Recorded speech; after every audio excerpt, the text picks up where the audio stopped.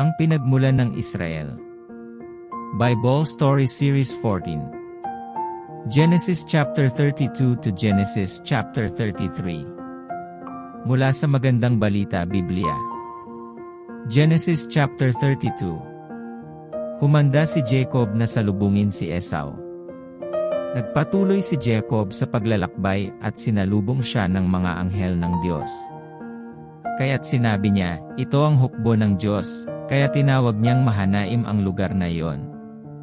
Nagpadala siya ng mga sugo sa kapatid niyang si Esau sa lupain ng Seir, sa lupain ng Edom. Ganito ang kanyang ipinasabi, ako si Jacob na abang lingkod mo. Matagal akong nanirahan sa tiyo, Laban at ngayon lamang ako uwi.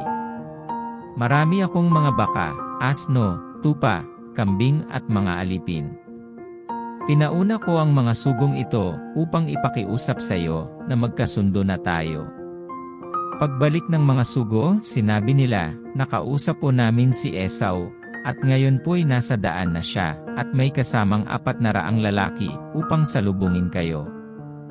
Natakot si Jacob at lubhang nabahala. Kaya't pinagdalawa niyang pangkat ang kanyang mga tauhan, pati mga hayop upang, kung salakayin sila ni Esau, ang isang pangkat ay makakatakas. At nanalangin si Jacob, Diyos ni Abraham at ni Isaac, tulungan po ninyo ako. Sinabi po ninyong ako'y bumalik sa aming lupain, at mga kamag-anak, at hindi niyo ako pababayaan. Hindi po ako karapat-dapat sa lahat ng kagandahang loob niyo sa akin. Nang tumawid po ako sa Jordan, wala akong dala kundi tungkod, ngunit ngayon sa aking pagbabalik, 2 pangkat na ang aking kasama. Iligtas niyo ako sa kamay ng aking kapatid na si Esau. Nangangamba po akong sa pagkikita na patayin niya kami pati mga babae at mga bata. Nangako po kayong hindi niyo ako pababayaan. Sinabi niyong pararamihin niyo ang aking lahi, sindami ng mga buhangin sa dagat. Kinabukasan, si Jacob ay naghanda ng regalo para kay Esau.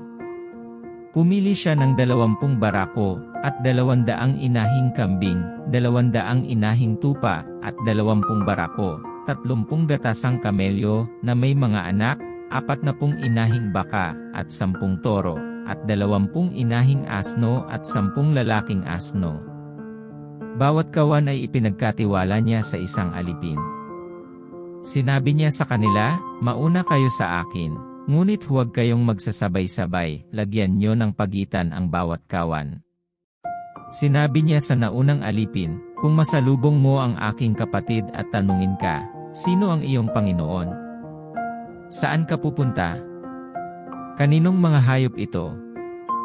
Sabihin mong, ito po'y galing sa inyong lingkod na si Jacob. Regalo po niya ito sa Panginoon niyang si Esau. Sabihin mo rin kasunod na niyo ako. Ganito rin ang iniutos niya sa pangalawa, pangatlo at sa lahat ng aliping kasama ng kawan. Ipinasabi rin niya sa mga ito na siya'y kasunod nila. Inisip ni Jacob na sa ganitong paraay patatawarin siya ni Esau, kung sila'y magtagpo, dahil sa mga regalong padala niya. Ang mga regalong ito'y nauna sa kanya, nagpahinga muna siya sa kanyang kampo ng gabing iyon. Nakipagbuno si Jacob sa Peniel.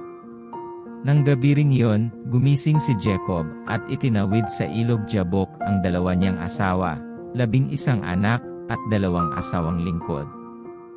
Pagkatapos maitawid ang lahat niyang ari-arian, naiwang mag-isa si Jacob.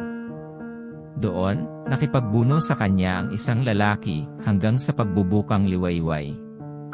Nang maramdaman ng lalaki, na hindi niya madadaig si Jacob, hinampas niya ito sa balakang at ang buto nito'y nalinsad. Sinabi ng lalaki, bitiwan mo na ako at magbubukang liwayway na. Hindi kita bibitiwan hanggat hindi mo ako binabasbasan, wika ni Jacob. Tinanong ng lalaki kung sino siya, at sinabi niyang siya'y si Jacob. Sinabi sa kanya ng lalaki, mula ngayoy Israel na ang itatawag sa iyo, at hindi na Jacob, sapagkat nakipagbuno ka sa Diyos at sa mga tao, at ikaw ay nagtagumpay. Ano namang pangalan niyo? Tanong ni Jacob. Bakit gusto mo pang malaman? Sagot naman ng lalaki. At binasbasan niya si Jacob.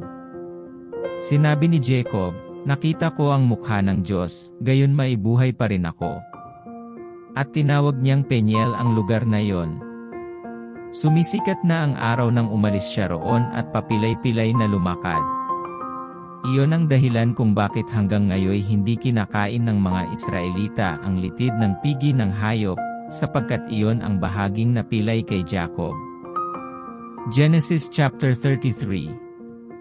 Nagkita sina Jacob at Esau. Natanaw ni Jacob na dumarating si Esau, kasama ang 400 niyang tauhan. Kaya't pinasama niya ang mga bata sa kani-kanilang ina. Nasa unahan ang 2 asawang lingkod at ang kanilang mga anak, kasunod si Leah, ang kanyang mga anak, at sa hulihan si Raquel, at ang anak nitong si Jose. Umuna si Jacob sa kanilang lahat at 7 ulit na yumukod hanggang sa makarating sa harapan ng kapatid. Siya'y patakbong sinalubong ni Esau, niyakap ng mahigpit at hinagkan. Nag-iyakan ang magkapatid. Nang makita ni Esau ang mga babae at mga bata, itinanong niya kung sino sila. "Iyan ang mga anak na kaloob sa akin ng Diyos," tugon ni Jacob. Nagsilapit ang mga asawang lingkod na kasama ang mga bata, at yumukod, sumunod si Leah, ang kasamang mga bata, at sa katapus-tapusay si Jose at si Raquel. Yumukod silang lahat at nagbigay galang kay Esau. "Ano naman ang mga kawan na nasalubong ko?" tanong ni Esau. "Iyon ay mga pasalubong ko sa iyo," sagot niya. Ngunit sinabi ni Esau, "Sapat na ang kabuhayan ko. Sa iyo na lang iyan." Sinabi ni Jacob, "Hindi. Para sa iyo talaga ang mga iyan, tanggapin mo na kung talagang ako'y pinapatawad mo. Pagkakita ko sa mukha mo at madama ang magandang pagtanggap mo sa akin, para ko na ring nakita ang Diyos. Kaya, tanggapin mo na ang regalo ko sa iyo." Naging mabuti sa akin ang Diyos, hindi ako kinapos sa anumang bagay. At hindi niya tinigilan si Esau, hanggang sa tanggapin nito ang kanyang kaloob. "Sige, umalis na tayo, at ako na ang mauuna sa inyo," sabi ni Esau. Sinabi ni Jacob, "Ang mga batay mahina pa. Inaalaala ko rin ang mga tupa, at bakang may bisiro. Kung tayo'y magmadali para makatipid ng isang araw, baka naman mamatay ang mga ito. Mabuti pa, mauna ka na at kami susunod sa inyo. Sisikapin ko namang bilis-bilisan ang lakad hanggang kaya ng mga hayop at bata, at mag-aabot din tayo sa Seir. Kung gayon, pasasamahan ko kayo sa ilang tauhan ko," sabi ni Esau. "Hindi na kailangan. Labis-labis na ang iyong kagandahang loob sa akin," sabi naman ni Jacob. Nang araw na iyon ay umuna na si Esau papuntang Seir. Pumunta naman si Jacob sa Sukot, at nagtayo roon ng kanyang toldang tirahan, at kulungan ng mga hayop. Kaya, tinawag na Sukot ang lugar na iyon. Mula sa Sukot, si Jacob ay tumawid sa Shechem, at nagtayo ng kanyang tolda sa isang parang sa tapat ng lungsod.